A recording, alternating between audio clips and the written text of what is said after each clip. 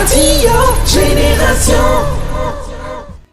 Si nous voulons concilier notre carrière professionnelle avec notre vie de famille, qui est si épanouissante, nous allons nous confronter à un défi pour de nombreux de parents actifs.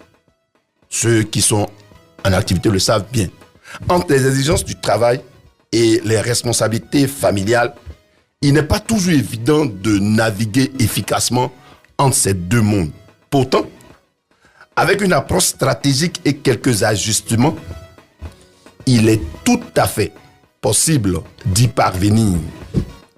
Comment? C'est ce que nous allons essayer de voir.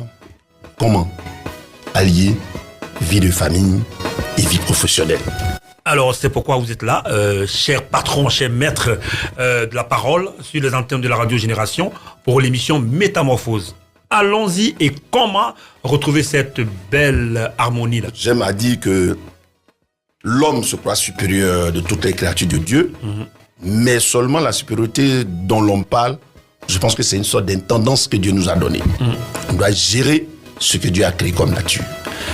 Avec la Covid, nous avons constaté que tous nous avons été enfermés, mais si nous avons remarqué, la nature a prospéré. Ouais. Il y a eu aussi en son temps Ebola. Pour ne pas rappeler de mauvais souvenirs, mais lorsqu'il y a eu Ebola, interdiction de toucher aux animaux dits de brousse, ils ont commencé tous à grossir. Donc je donne cette image à tous ceux qui m'écoutent. Vous voyez, deux éléments, Covid et Ebola.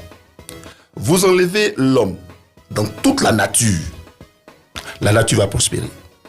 Mais enlever toute la nature autour de l'homme, c'est pas évident que l'homme reste aussi longtemps sur cette terre. Développement durable. Développement durable. Donc, l'un des premiers éléments que l'homme doit considérer, c'est son environnement. C'est la nature qui l'entoure. Trouver la paix avec sa nature, avec la nature qui nous entoure, permet non seulement à l'homme d'être dans une paix intérieure. On utilise, il y a des techniques dans ce qu'on appelle communément la gestion du temps.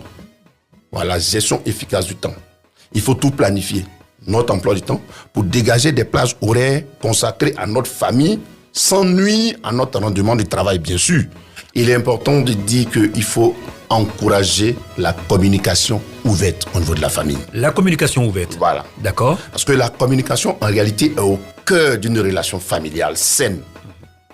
La communication ouverte permet aux membres de la famille, de la cellule familiale, de comprendre les obligations professionnelles de chacun et les raisons certaines.